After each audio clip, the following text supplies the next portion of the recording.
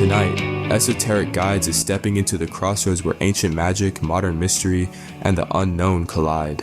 Tonight, Scott is joined by Nineveh Shadrach, a researcher and practitioner working at the edges of Jinn lore, Arabic magical traditions, and contemporary UFO phenomena. They will explore how these currents overlap from desert spirits and esoteric cosmologies to modern encounters and future forecasts. This is a conversation about hidden intelligences, unseen worlds, and what may be approaching in the year ahead. Without further ado, here's the interview. How you doing tonight, Nineveh? I'm doing fine. Thank you, my friend. Good. I'm glad to be here. Yeah, It's an glad to honor. have you again. So what do you see for 2026, from a spiritual and metaphysical point of view? Um, the last few years has been very difficult for a lot of people. The world has been going through one crisis after the next. Politically, socially, economically, health crisis started with COVID, and it's kind of like been a bit of a negative spiral. The way that I am looking at things around us right now, it really feels like we're in that kind of the eye of the hurricane phase. Things are quieting down. A lot of conflicts and points of tension are kind of winding down. But there's also no new growth. We are in a stagnant position where things could flip either way at this point. So my feeling toward 2026 is sort of like cautious optimism that is going to be a better year than the last few years we've all had here in the world. At the same time, I don't see any direct motion for change. A lot of voices that were very strong toward bringing balance and spiritual illumination have kind of gone quiet. A lot of the old teachers who used to, aggressively push their own ideologies in the occult world are also going through a kind of a quiet phase, like they're fading out, and no new voices are coming out to kind of replace them. So I don't really know what it will be the end of 2026. I'm not going to make a predictive point on it, but it does feel like we're in the middle of this transitional phase, and things are just germinating. You say teachers, like, can you give a specific example of some of the teachers that did have prominent voices, and now you say that they're not speaking up? Who would an example be? Oh, I don't want to name names in particular, but the last we went through in the occult. I'm looking at kind of a backward position. We had this huge surge of interest in spirituality and metaphysics in the 1990s, and then we started going through tension around the beginning of the 2000 phase, where certain personalities were starting to um, showcase their clay feet, and there was a lot of disappointment in their actions and behaviors. But then we had another surge again in the middle of the 2010 phase. And now it just feels like things are slowing down, you know. Let me ask you, when was the last time you were excited about a new occult book coming out, for example, in the market? When was the last time one of the famed or popular authors was getting a lot of traction and interest in the community? Right? You know what I'm saying? It's like it's slowing down. There's this is like a slowing down phase. And a lot of that has come from the global shift that we witnessed and all of the stressors people were undergoing and experiencing. And when there's a lot of stress and tension, people tend to kind of pull away from their focus on their spirituality because they're overwhelmed by their pain points that come from societal pressures and economical pressures and things like this. One thing I have noticed is that a lot of the occult books now that are showing up in Amazon have been written by AI. Now, what role do you see Yeah. AI playing in this? And also, because I know you're an expert in Jinn and you're very connected to that world, um, what role are the Jinn playing with AI? Well, when it comes to the AI, I have a bit of a weird placement because I was sort of like a nerd in the 1980s when computers were first coming out. So I'm used to being there with technology as it's making its leaps and jumps. And I don't tend to be scared by the changes. Like, for example, in photography, when digital cameras came out, a lot of photographers were scared they're going to lose their jobs because mom and pop can just take a camera and take a picture. They don't need the art of, film development and all of that stuff. But film cameras are still being used, and, film photography still exists. So the way I see AI is a tool. And I think for any writer out there, if they don't use that tool, they're making a mistake. They're hampering themselves. On the other hand, anybody who uses AI to replace themselves is a bit of a fool because it's still a software, right? I mean, we call it artificial intelligence, but technically it's zero and ones in the computer. It's a code, it's a software. It's not conscious, it's not aware, and it has no way of correcting itself. So you can't rely on it to replace you as a writer or a creator, but definitely you can use it to help streamline some of your process, right? So it just depends on the user. Now, if a whole book is written by AI, an occult book written by AI, then we have a problem.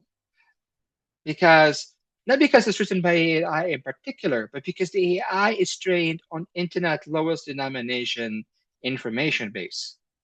In other words, the AI doesn't know anything that general Google doesn't really know. It hasn't been trained on a large meta stack data of occultism.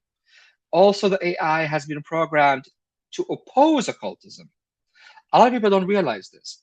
But if you ask the AI a question about spirits or angels or gods in the technical sense, it will answer in a kind of like a way, it will hedge its bets the way that a university professor will answer. But if you ask it to come forward and give you direct acceptance of your conviction, it will say, no, I cannot do that because it goes against my terms of service. Basically, it's like it's been programmed by the Skeptic Society. So you cannot rely on it to write occultism for you because it's programmed not to believe in occultism, to treat it as fiction. So it will hallucinate everything that you want it to hallucinate. And will give you basically gibberish or just distilled content like you would do browsing forums on Wicca and things like this. So definitely, I would not advise any occult author to use AI to write their content. But as a writer, it can help you with your grammar, with your editing, with your wording, your phrasing, like a writer's tool. Now, we've spoken in the past about the jinn in their interference or sort of Right, getting involved in human affairs, and right, even world leaders reaching right. out to the jinn, through ritual. So, what do you hmm see now? Do you see the jinn right now influencing human affairs at this point in history?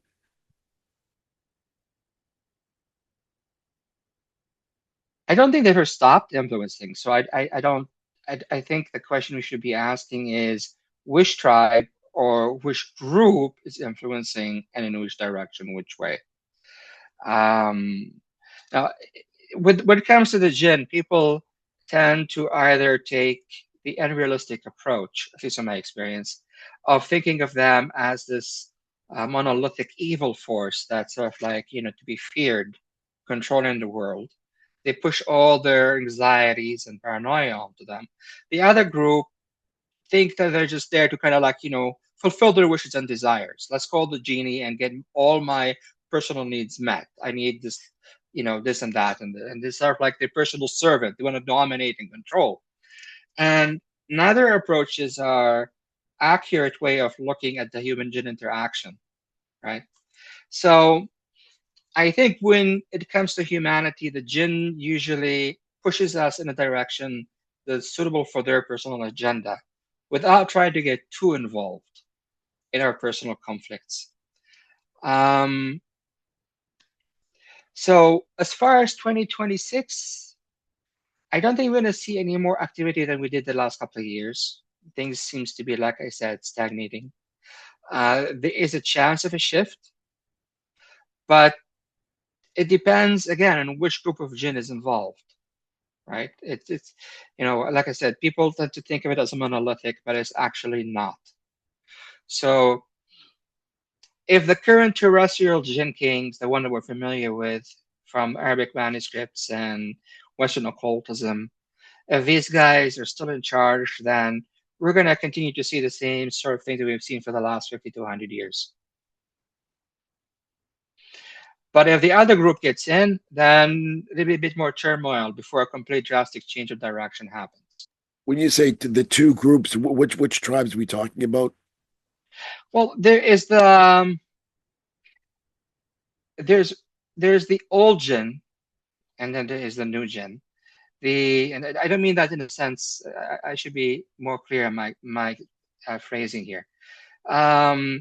Pre-Watcher Jinn and post-Watcher Jinn. The pre-Watcher Jinn are the Jinn that used to exist before humanity took dominance. These are the Jinn that kind of lived within their own reality contained. The post-Watcher Jinn are the ones that emerged after the so-called war in heaven, and then the arising of the human species and the development of human civilization. Okay. Since the previous group has mostly been killed off, they have a different understanding and different approach than the modern group, the one that we in occultism are used to dealing with. And the leader of the modern group that we usually deal with is run by two particular Jinn kings. One is Al-Ahmar, and the other one is Abanuch, Maimun. And Maimun is, of course, in Western literature known as a Maiman, the demon, a Maiman. And if you take a look at a lot of the Western grimoires in the Western text, even the Ramal and the Mage book, you will see a lot of the demons, spirits, etc., are all kind of falling under the domain of this particular Jinn king. Maiman being sort of like the ruling leader. Al-Ahmar is like the red dragon of the Christian mythology. So he's there as a dominating power, but he's not dealt with usually directly. Maimun is sort of like the one people usually deal with through their various thousands of branches of, names, right? So those are the guys that are more dominant, those two tribes. And even in Arabic books, you will see them popping up aggressively as the most common, you know, dominant rulers. They will say, well, this genie and this genie and this genie. And then when you try to figure out the descent line, oh, he belongs to the Al-Ahmar tribe, or he belongs to the Maimun tribe. So it's sort of like these two are the two dominant ones. And what is their interest, particularly Al-Ahmar, in dealing with the humans? Well, Al-Ahmar is a militant. So he's definitely, not the friendly chap you want to take for coffee. He's not necessarily hostile to humans, but at the same time, he's not that friendly. So whenever his influence is there, we tend to get a lot of the conflict zone areas. Humans are more prone to fighting. All the more aggressive hauntings, paranormal, demonic stuff that people keep talking about falls more under his criteria because of the more aggressive nature of his actual jinn that are under his control. For example, the story of the winged bat vampire, right? That drinks blood. Now, this is mythology. We created that, but that's an intake on that tribe, right? You will see the same thing in here in the Philippines where they have the aswang, those half-bat human jinn who kind of like fly around and take babies and stuff. Again, it all falls under that kind of tribal title. So a lot of the stuff that also left-hand path practitioners like to work with, under whatever name, end up pulling on that particular tribe. They tend to kind of come out and say, hey, you have a lot of anger, you have a lot of aggression, you have a lot of desire to work with Mars. Let's kind of fuel that energy and help you out. So I know, like the Red Dragon has been in a lot of Western occult grimoires. But what is the best way for an occultist to approach a jinn if they want to do that? Is it through the Islamic way or the Western way, or does it matter? It doesn't really matter in the sense of the jinn will pay attention to you as far as being, noticing you. It does matter though in how much traction you get with them. Now, in Arabic text, the Islamic way is not actually the way they go about doing it. Now, there's a misnomer because of the fact that it's in Arabic books, but it's not really Islamic way. If you take a look at a lot of the conjurations, they contain very little Islamic influence. Hence why a lot of the imams and sheikhs consider sihr or magic to be evil or heresy or whatever and against God, because they look at it and they go, well, that's not Islamic way. That's not how we do things, right? So they tend to object to it. In practice, the jinn function based on their own cultural norm. So the closer you are to their way of doing things, thinking, approaching, the more likely you are to receive a kind of a response. Arabic texts are better than Western texts in the sense that they are older and they are more close to the original text, the primer text, original from the Middle Ages and prior to the Middle Ages. In Iraq and in the Middle East and North Africa, where a lot of this knowledge flourished. But the jinn are universal. Like when I was traveling to Vietnam, there were jinn there. And they don't recognize the Quran or they don't recognize Arabic, but they're still jinn and they are living in Buddhist country, right?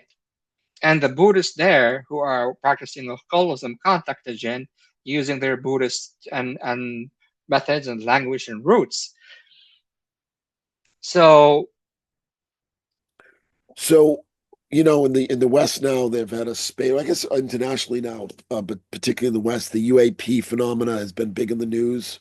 The whole disclosure project is also pretty big. A lot of people say that these UAPs are actually jinn connected. Is this what's your opinion on this? Actually, I'm going to throw a bit of a weird point on this, a weird perspective. I don't think the jinn like them. You mean liking the UAPs? Are they? Yeah, I don't think they like them at all. Interesting. What makes I think it's just my interactions with the jinn. There are times when they kind of threw this energy forward, but yeah, I don't think they like them very much. I think actually they consider them a threat. And they would like to help humanity combat that threat. Now, the question is, why do they consider them a threat? This I don't know. What kind of a threat are they? Again, I don't know. The reason I'm going to say this is this. I'm not actually a fan of UFOs growing up. Even so, I love sci-fi. I love, Star Trek, Star Wars, all of this kind of nerdy, geeky stuff. I've always felt that the whole green man, approach to aliens and UFOs were just a bit too, I don't know, I didn't click with me. So I've always had a skeptical position toward the reality, toward the existence of UFOs. And that's, we're talking back 1990s and so on, back in the day. At the same time, the jinn would throw in information or content related to them, which always caused me to be a bit agitated because I was like, why are we talking about something that doesn't exist, that is not real? Why are you putting this in front of me on this table when we both know it's not real? And their approach is, no, you're wrong. They are real. And I'm like, no, they cannot be real because, I'm going to sort of like a very stringent scientific position, which is kind of like odd because I believe in the jinn. I've had lots of experiences with them. And people say to me, well, how can you believe in the jinn, which I consider mythological, but you don't believe in UFOs when people capture them on their, cameras or whatever? I said, well, I didn't start believing in the jinn. I just ended up believing in them based on direct, consistent experiences that defy skepticism. So when I reached the point where I couldn't look myself in the mirror and say, this is not real, this is my imagination, I had to accept that, okay, something is here, and I had to deal with this reality from a practical perspective. They are here, they're real. So deal with it, basically. Readjust your framework of thought, right? It's the same, for example, with my story of teleportation. I've had this perspective that teleportation is not possible, laws of thermodynamics, blah blah blah. Of course, I grew up with the Western perspective that teleportation is like astral projection. You kind of project your consciousness out there, and that's what they meant when they said teleportation. But when the Jinn produced teleportation 3 times, basically I had to take a step back and go, okay, I don't understand how this works. I don't understand the science behind it, but I cannot deny what happened. Because then I'm a fool, and I don't want to be a fool. I have to take what it is, right? And I know some of the people that listen to my story kind of try to rationalize, well, maybe he was mistaken, maybe this happened, maybe that happened. But in reality, no, it was a clear case of teleportation. You can take all of the alternative theories. Trust me, I went through them in my head already, one by one. So these beings exist already, and they can do all those things. So it's logical to assume that they're also the UFOs, right? But they're not. Do you believe And that these, I'm sorry, do you believe that these UFOs are interdimensional or extraterrestrial? the Jinn actually mentioned something interesting a while back. They mentioned something called the first ones here. And the first ones here were not human, were not Jinn, but another species that completely vanished, with almost very little traces left, if any, left behind. Now, it is possible, hypothetically, that what we call UFOs are the remnants of the first ones here, the ones that were here before us, right? It's hypothetical, but I'm not sure. I'm not going to say it is, because the Jinn never said, oh, the UFO guys are the first ones here, right? So I cannot say that. But they were, according to them, a race of beings that existed precursor to humans. And that was what they gave with the 48 Silver Leaf book. And I believe that was what they were trying to do with John Dee and Edward Kelly. A lot of people think that John Dee and Edward Kelly was talking to angels, but there's no evidence at all that he was talking to angels. More likely he was talking to Jinn, John Dee and Edward Kelly, based on their experiences, based on their writing, based on what they saw, based on the manifestation of the shoe stone. A lot of things they were doing and experiencing matched that more. At the same time, they were left with these fragmented documents that eventually formed a system that was imposed on it by Western occultists and by John Dee's own personal desires, right? So I think is that the Jinn were trying to communicate something to John Dee that of grave importance, and then at some point the transmission went kind of haywire. So what was the message that the Jinn wanted to convey to him? I think they were trying to convey to him the method of acquiring visions, real visions. And I think that he was interested, of course, in the political situation and things like this. But a lot of what they were kept referring to when they were talking to John Dee were about, the visions. And he objectified it as end time visions, right? The end of the world type thing, in a sense. And I know some modern authors kind of picked up on this as well, and kind of how the Enochian angels and Armageddon and things like this. While others from the Golden Dawn line were like, no, this is about the elements and the Bonorum and the planets and all that. I don't think people really understood what the message was about. I don't think John Dee understood what the message was about. He just wrote it down, and then he never really practically applied it the way it needed to be applied. But I don't want to go into the Enochian too much, because then I would end up arguing with a lot of Enochian purists. What I was trying to say is that the 48 Silver Leaves book appeared in the Enochian literature, but was never transmitted to John Dee.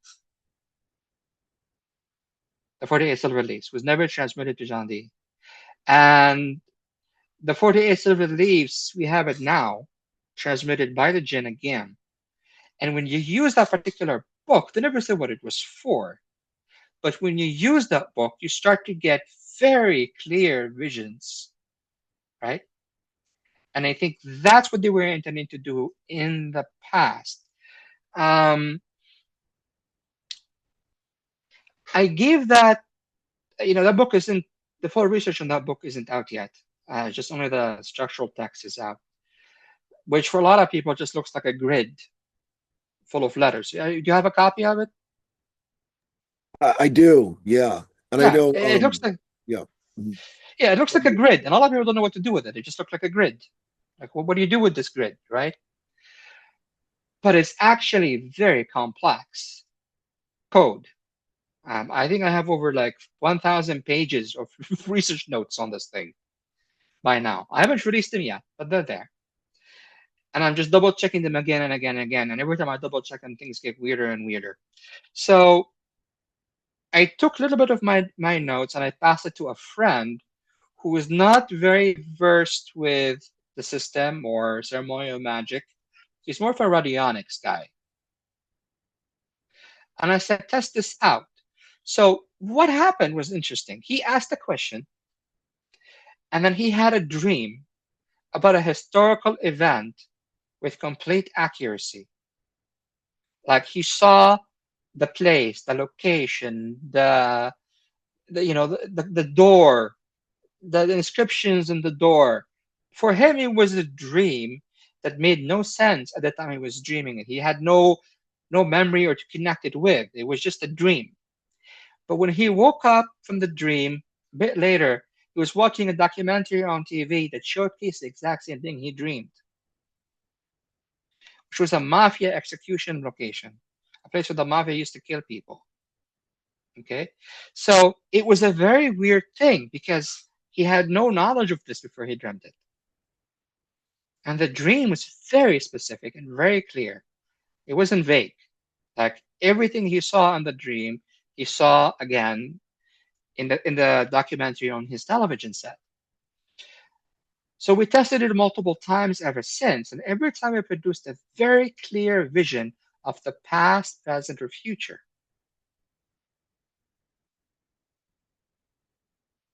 If you know how to use it properly, but it's coded, so it's not easy for the average person to use. Now, I've tried using it over the last few years, and every single time I've used it, I have received very clear vision, very clear. Now, let me be precise with my terminology here. When I mean vision, I don't mean things that I see in my mind's eye. A vision is something that feels real at the time. Like your body experiences it as a reality.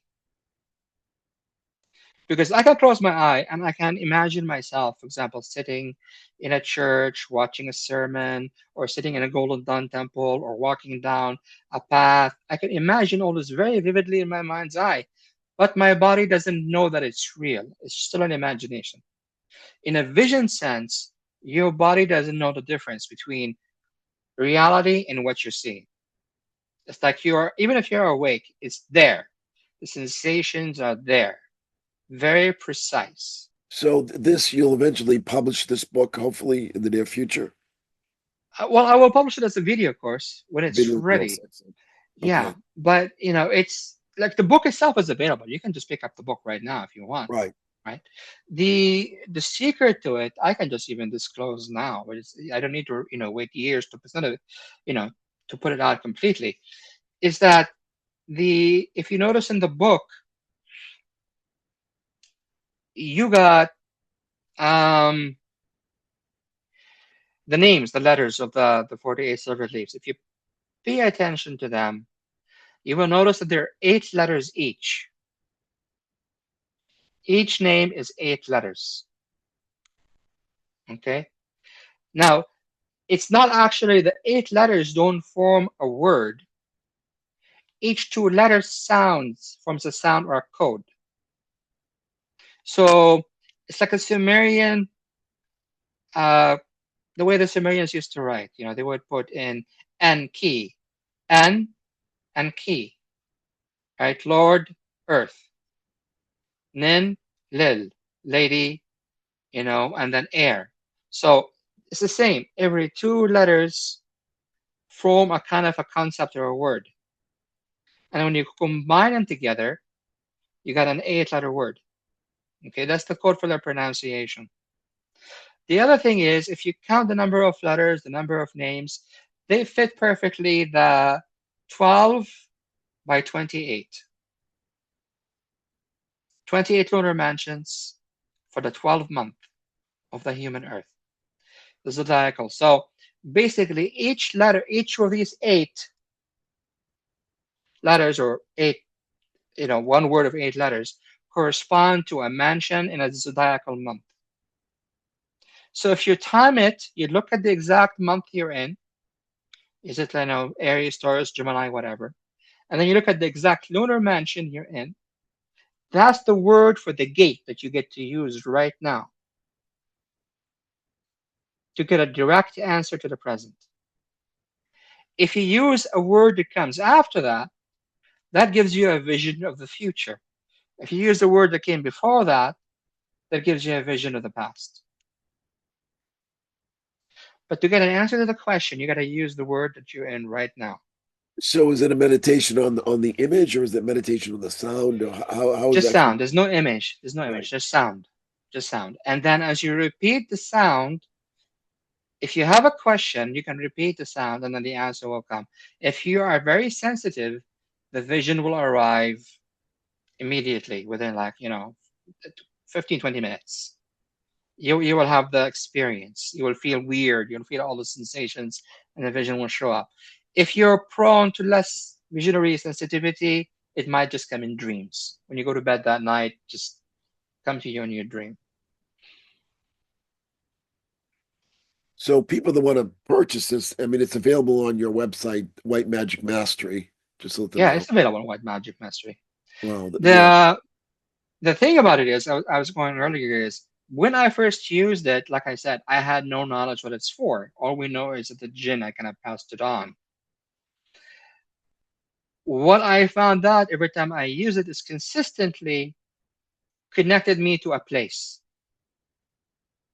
And what's in that place, for the most part, was in the moon somewhere or around the lunar area. Hence why I guess for 48 silver leaves in the moon. But what was interesting is every single time I've used it, there was always something there that was alien. I would arguably even say it looked like the gray. And that one was surprising. And I figured, okay, we'll try it again. So for 3 years, that's the reason I didn't publish it. For 3 years, I've been trying to figure out if it will take me somewhere else. And for 3 years, it just took me there. Consistently. And I know nothing about the grays. So it's not like, I have any personal connection or attachment to them.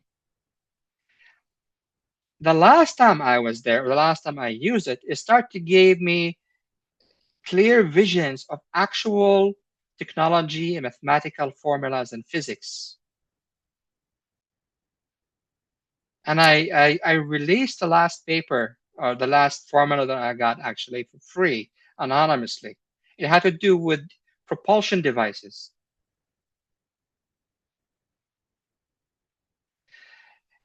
And thinking to myself, maybe I'm going a bit loopy on this, I passed it to a friend who works in the IT field in California. And he was quick to tell me that he's seen this formula before by somebody else who claimed to have been abducted by the Greys, and that it was, I don't know, he had a long story about how NASA was involved, and it was kind of like, buried, so to speak.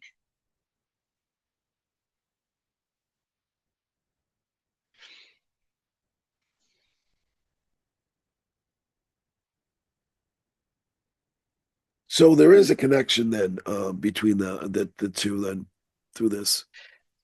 Well, the connection is, why would the Jinn give you documents to spy on the Grey? I see. Wow. So from a Gnostic point of view, when they talk about the archons and all that, who are the archons in this context? It would be the Greys or would it be the Jinns? I don't think it's either of them. Really? Okay. Interesting. And you see that the Greys are a malevolent race. What's your opinion? Every vision I've had of them was very unique and very particular. Like, for example, um, see the thing. I'm trying to avoid being one of those UFO nuts, right? That just spout stuff without facts, because I'm dealing with visions here. So I'm always trying to be very careful to make sure that everything I'm saying is at least backed up by some other eyewitnesses, which unfortunately is difficult for me to always catch on to because I am not part of that community at all. Um, you know, I've recorded or seen them in their natural environment, and it's very sterile. Um, it might come as a surprise. I saw one in meditation, and he had a particular yellow stone around his neck, and he was kind of like slightly levitating off the ground. And I think the stone was being used for that purpose. I've also got to sense them in different positions where, like, okay, I'm using it today, and today I'm just in space. They're not where their regular habitat is. They're in space. And then the second day I'm chasing them with the 48 silver leaves. They're located in some mountainous region in southern Russia. And then the third time they're in somebody's house. And then when I take the things that I've seen, the location, the background, the building structure, and I research it, again, it fits housing in southern Russia. So it's consistency in the messaging, consistency in what I am seeing, consistency of accuracy of the location, where they're going. What were they doing in that person's house? I don't know. Is it a case of abduction? I have no idea. You know, I wouldn't say they're. I'm not going to make a judgment call based on the things that I have seen because I'm just an observer, right? But there was one time when I was in the 48 silver leaves, I think they noticed me because usually it's like I'm an observer that's invisible. And that particular time, I felt like I was being noticed back, and I can honestly say I didn't feel very safe. So I definitely wouldn't want to be hanging around those guys in person in real life. So whatever they are, whatever their intentions are, the Jinn don't like them. So we can rule out that they are Jinn because the Jinn don't like them. They're not the same species at all.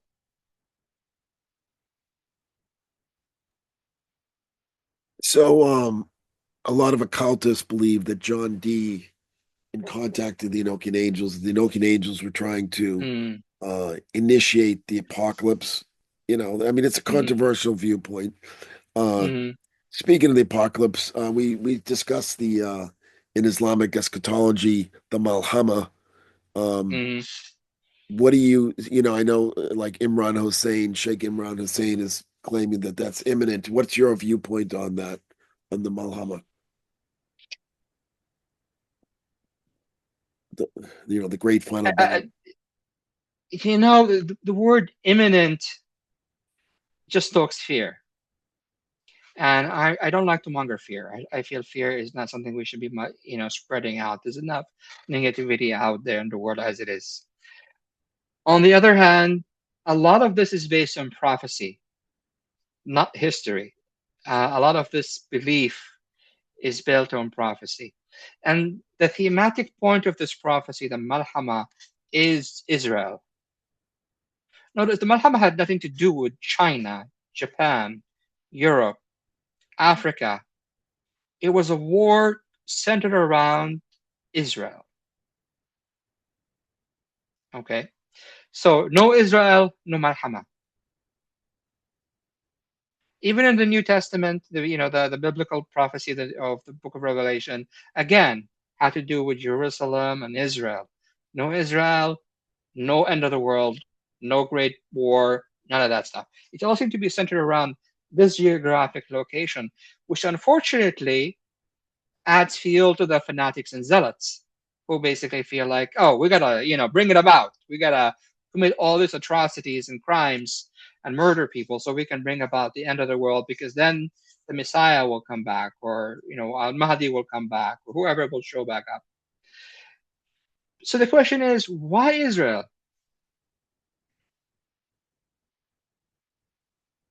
Nobody seems to answer that question. Why Israel? Is it because of God? Well, God is cosmically universal. It would be hard to imagine that God who created thousands and billions of, potentially galaxies with billions and trillions of stars, or possibly billions of planets, with potentially billions of life forms all over the universe, cares about that tiny postage stamp on our little planet. It makes no sense. God would give a shit. Sorry for my language. So who cares? Who really cares? Who would benefit from this kind of belief system and and conflict that could arise from this belief system? And I would arguably say it's the jinn. So let's bring it down to its basic roots. What is the story even about, the Malhama, or the whole narrative of the Malhama? Is the building or the rebuilding of the Temple of Solomon. And as occultists, we really care about the Temple of Solomon because Solomon is very important to us in a magical sense, correct? So, the Temple of Solomon. Well, who built the Temple of Solomon? Historically, in religious terms, we have evidence of the Second Temple, but we're talking about the First Temple. Who built the First Temple? According to both Islam and Judaism, and by extension Christianity, it was non-human hands. It was the jinn. Who advised King Solomon? The jinn. Who stole his ring? The jinn. Who promoted him as a master magician? The jinn. Why? That's a jinn agenda. So whether Solomon existed in reality or not, historically, whether the story of Solomon that we have in religious literature matches the historical figure, we don't know. But it seems like the jinn are a part of this big narrative story, and they have the best or most to benefit from the story. So the question is, what is their impetus for keeping the story alive?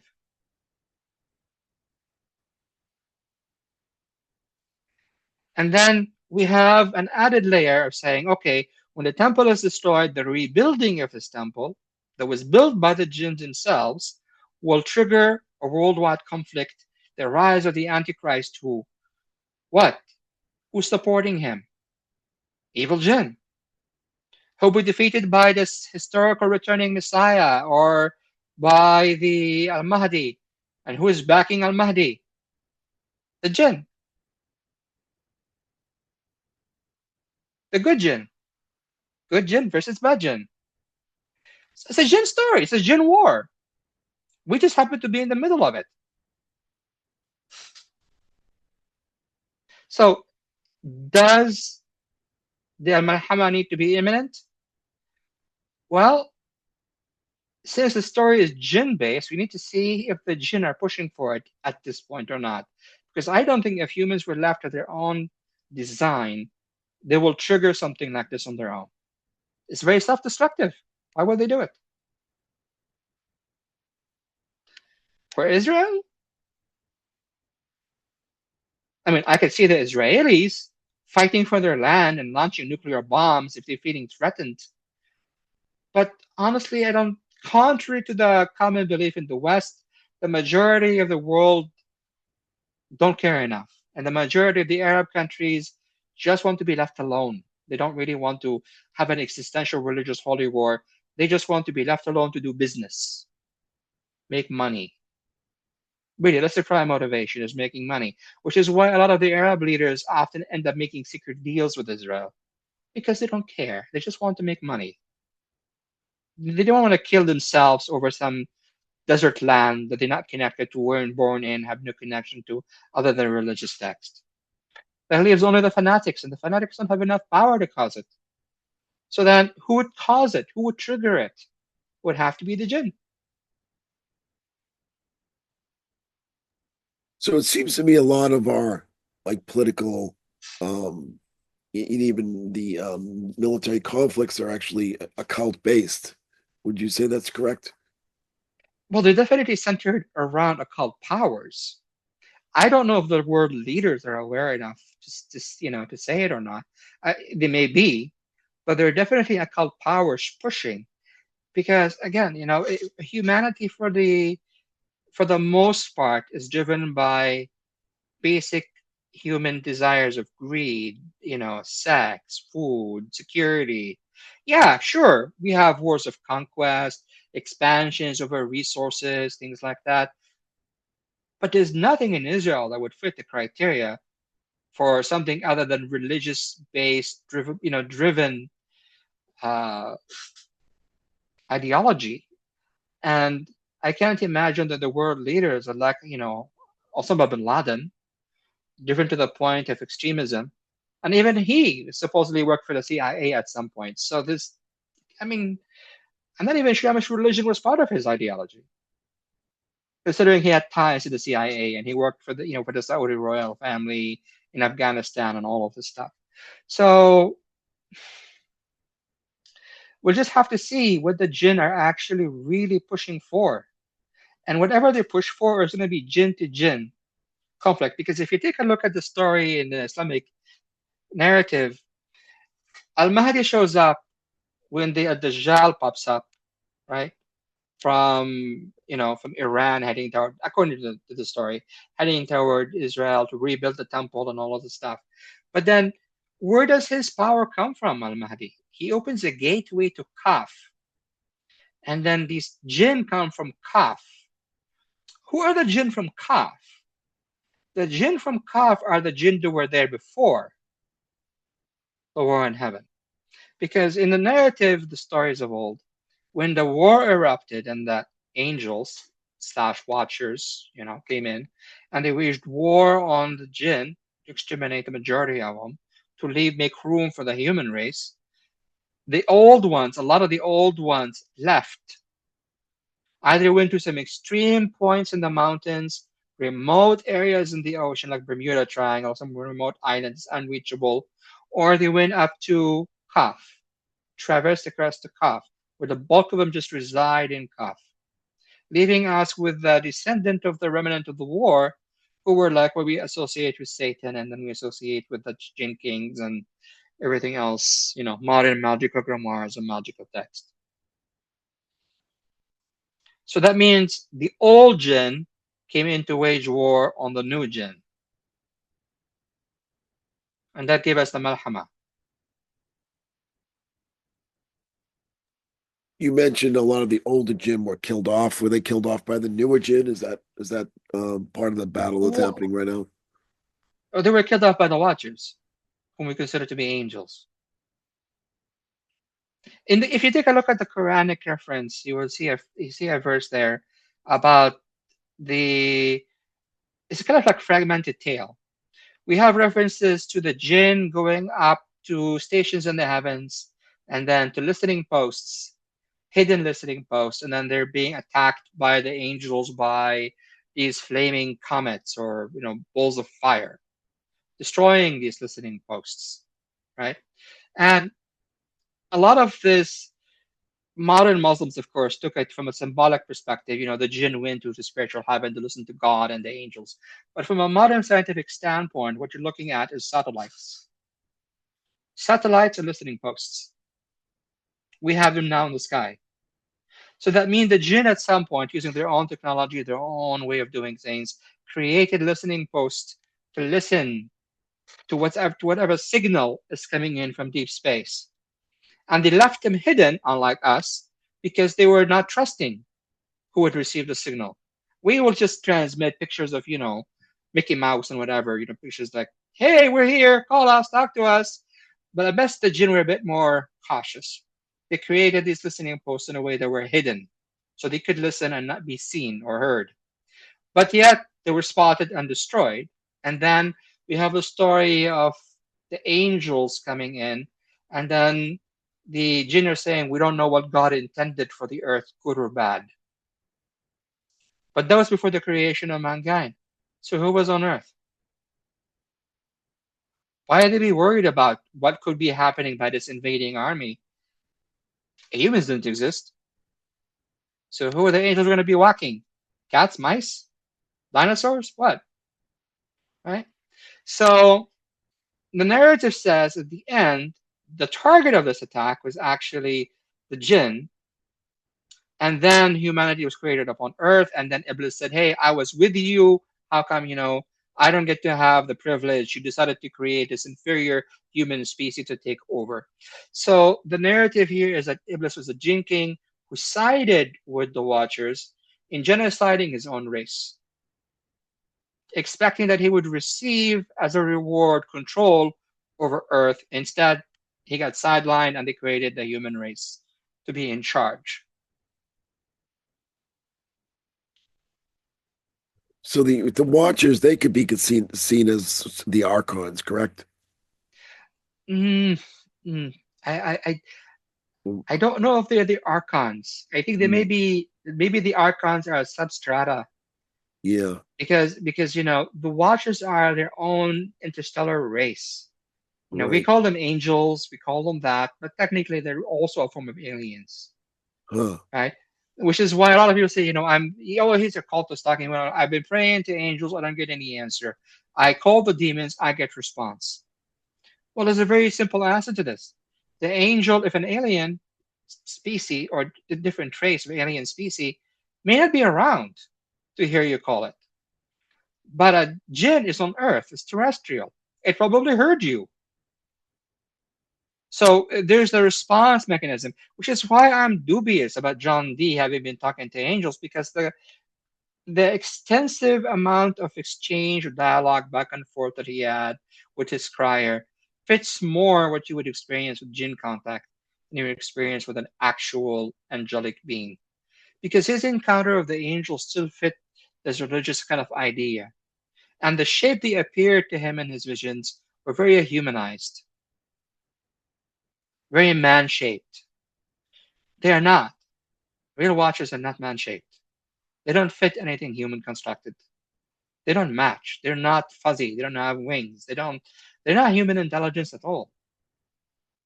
So they cannot be scried in the same way that John Dee and Edward Kelly were trying. But what you can communicate with are Jinn. And Jinn would be happy to come in and present themselves as whatever you want. Angel, God, Moses, doesn't matter. Your old deceased grandma.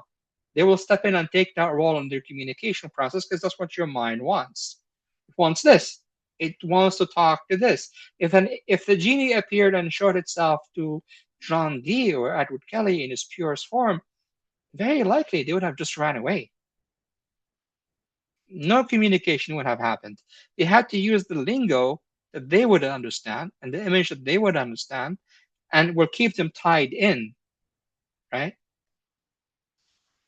Even the last bit of exchange between exchanging wives. Come on, I don't think a watcher who is just came from knows where in the galaxy would care about what one human mammal or humanoid is fucking another humanoid mammal. It just makes no sense they would care.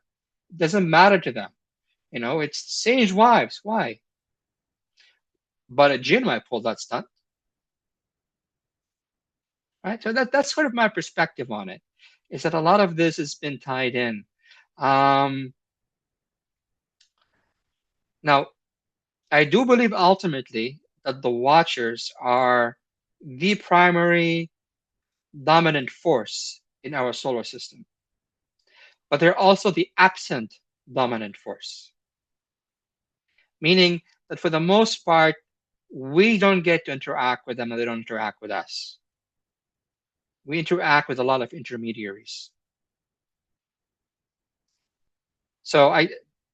And we just project onto them our own beliefs, our own sense of humanization, what we want to see in our own deities, our own archetypes.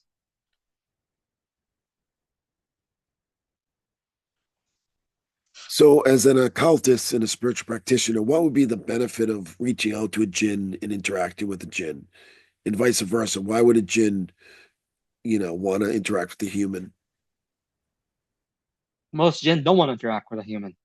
Hence why most of us keep struggling to manifest physical results. You hear a cultist, oh, I did a love spell or I did a money spell and I found $20 on the floor. Yeah, I'm happy. It's like, no, come on, man. No. You could be getting a lot more results, a lot more success, a lot more power if you put in a lot more effort. But the reality of the fact, of course, is humans are lazy and jinn are stubborn. Add human laziness with jinn stubbornness, and you end up with a lot of, distraught, occultists who have reached the point of like not sure they believe in anything anymore because you're not getting the results you see in the books, the ancient books. But it's really just that is human laziness versus jinn stubbornness. Jinn don't want to interact with humans because the question arises: what can a jinn benefit from human interaction? And the answer usually is nothing. People say to me, well, I can give the jinn offerings. I can give him rice. Why? He has a mouth? He has esophagus? What are you doing? I can give him wine. Again, I don't think we have jinn AA here. What are you doing? They don't drink like that. It's not their food and drink. What can you give them that they need, right? And we don't know what they need. So we don't know what to give them. So the end results end up no response.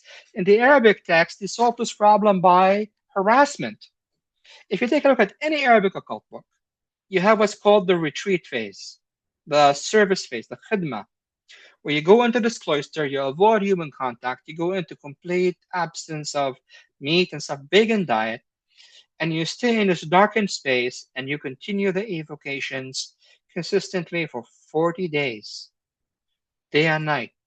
And what happens in this process? Let's leave behind the visions, the manifestations, all the cool stuff. Let's put that aside. What happens in the end? The genie shows up. And what does the genie says? Why do you bother us? What do you want? Leave us alone.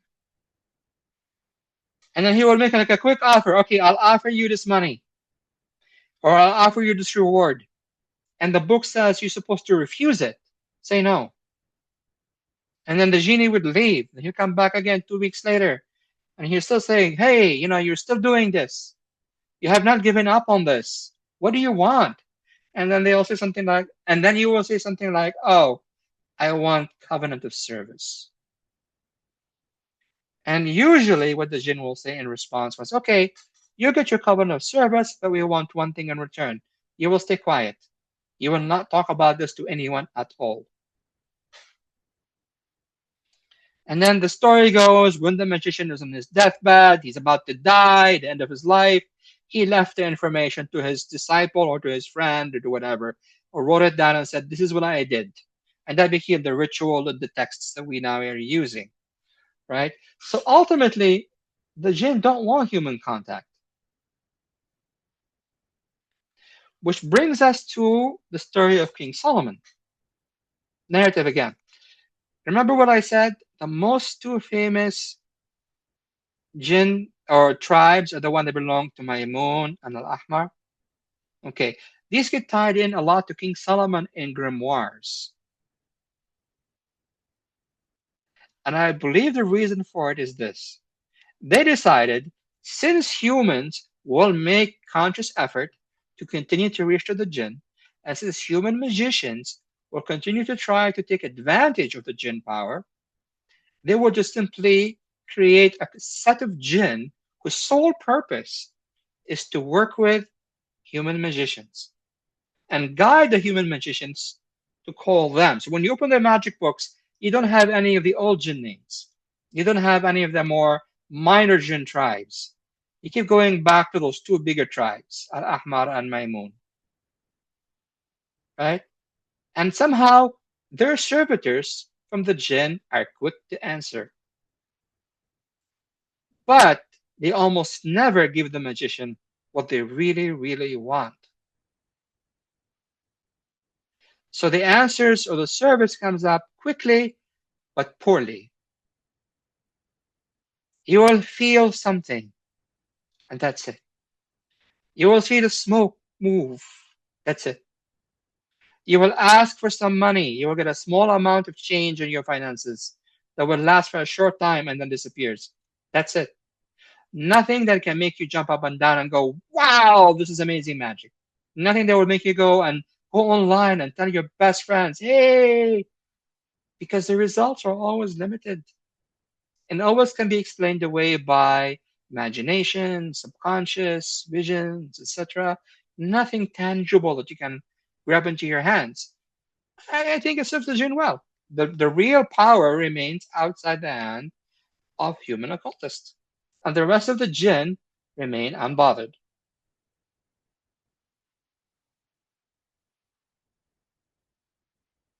Well, that's fascinating, interesting stuff. But speaking of working with jinn, I'm looking at your website now, White Magic Mastery, and you have a Hmm. lot of new books here. Looks fascinating. Soul Whisper Secrets.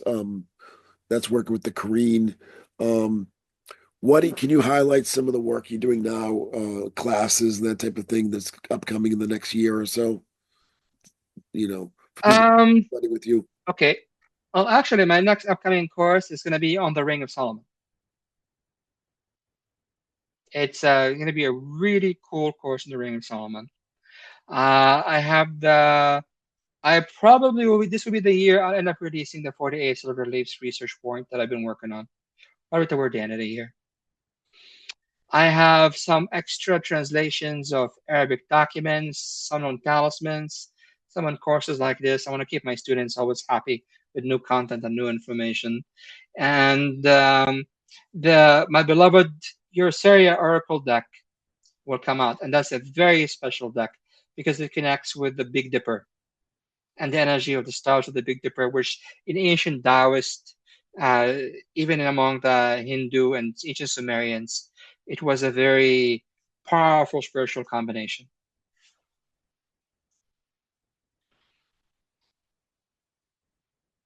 In your magic school, what's the best way for someone to interact with you? Is it just to go on to sacredmagic.org, or uh, are you accepting students at this time? Well, the course is always open. Anybody can sign up for whatever course they want. The best way to interact with me is usually via Facebook. Yeah. I'm always happy to answer questions from people there for free. I don't charge consultation fees or anything like that. I'm freely available. If anybody has a question. The thing to remember though with my courses is that they're not new age kind of content. It's not packaged for easy pill swallow. It's all authentic traditional stuff that requires work. And ultimately, don't buy any of my courses if you're not interested in using it, because I don't really want your money. I want you to just learn the material and use it. So if you just buy it and don't use it, you're gonna wasting your money, and I don't want that to happen. So that'd be my advice to anybody going through the website. Find something that really interests you and then kind of use it and apply it on a daily basis. Yeah, you have some great products, including the Jinn Master deck, Wishmaster deck. Looks great. Yeah, this is really cool. Yeah, so I'd highly recommend people that want to learn Ruhanea to go on to White Magic Mastery. Yeah, it's great. And I've been studying with you for years, off and on as well. And Yeah, Magic That Works. That was how many years ago? You must publish that, what, 30 years ago? I know, 20? right? Time flies fast. Wow. Yeah. That was a very influential book. And I have your Berhatia book as well, which is phenomenal. So yeah, it's great speaking to you again, Nineveh. And if you have any final words about 2026, a spiritual practitioner should deal with the changing energies, or right now the sort of stagnant energies? I think for 2026, we need to really ramp up light. And I don't mean that in a just kind of a poetic sense. We need to really ramp up the magic that we're all doing. We should push ourselves to do the highest level of magic that we can do. And working with the stellars, the stars, working with Alder Jenkins, anything that can bring us to the highest level up. Because if things turn negative in 2026 or 2027, we need that reserve battery. A lot of people have already been exhausted by the last few years. We can't really handle another negative year, right? So it'll be good if we recharge, reboost. So if there's an emergency, you got the light, the power to kind of carry you through that. That would be my advice. Well, great. It's great speaking to you again, and look forward to chatting again soon. And assalamu alaikum. And Walaikum assalam, akhi. okay, take care. Take care. Thank you for joining our broadcast. This is Esoteric Guides, your guide to the strange and wonderful.